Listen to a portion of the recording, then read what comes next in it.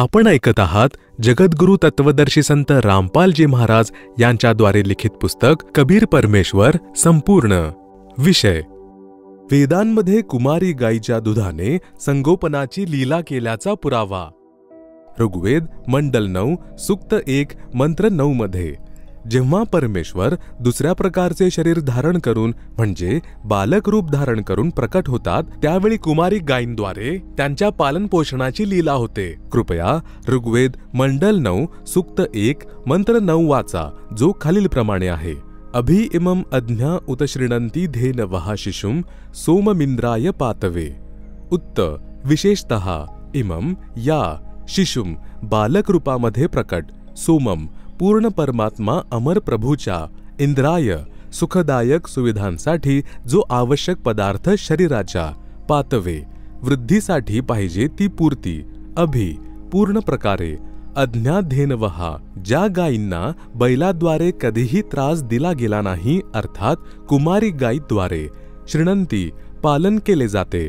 भावार्थ: पूर्ण परमात्मा अमर पुरुष जेव्हा लीला करत बालक रूप धारण करून स्वतः प्रकट होतो, सुखसुविधांसाठी जो आवश्यक पदार्थ शरीर वाढीसाठी पाहिजे त्याची पूर्तता कुमारी गायींद्वारे केली जाते. अर्थात त्यावेळी म्हणजे अग्निधेनू कुमारी गाय आपोआप दूध देते, ज्यामधून त्या पूर्ण परमेश्वराचे पालनपोषण होते. महर्षी दयानंदचे अनुयायी आर्य समाजींच्या अनुवादाची छायाप्रत ऋग्वेद मंडल 9 सूक्त 1 मंत्र 9 याच पुस्तकात दिली आहे, जी आपण पाहू शकता. विशेष स्पष्टीकरण: ही ऋग्वेद मंडल 9 सूक्त 1 मंत्र 9 ची छायाप्रत आहे, जी महर्षी दयानंद यांच्या भक्तांनी भाषांतरित केली आहे. भाषांतर व्यवस्थित नाहीये, तरीही अगदी स्पष्ट आहे.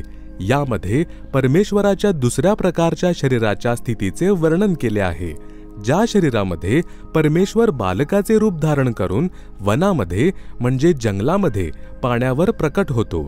त्यावेळी त्या बालकाच्या वेशातील परमेश्वराची पालनपोषणाची लीला कुमारी गायींद्वारे होते.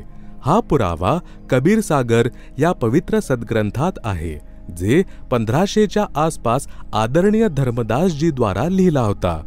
कबीर सागरच्या ज्ञान सागर या अध्यायात पान नंबर 74 वर लिहिले आहे की परमेश्वर कबीरजी शिशुरूप धारण करून लहरतारा नावाच्या तलावामध्ये कमळाच्या फुलावर आपल्या द्युलोक म्हणजे सतलोक मधून येऊन विराजमान झाले. तेथे त्यांना एक निपुत्रिक विणकर दाम्पत्य घरी घेऊन आले.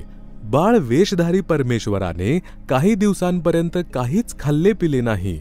नंतर ऋषी रामानंदजी यांच्या सांगण्यावरून आणि संत रूपात प्रकट झालेल्या शिवजी यांच्या अनुसार कुमारी गाय आणण्यात आली. परमेश्वर कबीरजी यांच्या आशीर्वादाने त्या कुमारी गायीने म्हणजे पाढीने दूध दिले. ते बालक कबीरदेवजी यांनी प्यायले. ती पाढी दररोज दूध देऊ लागली. अशा प्रकारे बालक रूपामध्ये प्रकट परमेश्वराच्या संगोपनाची लीला झाली.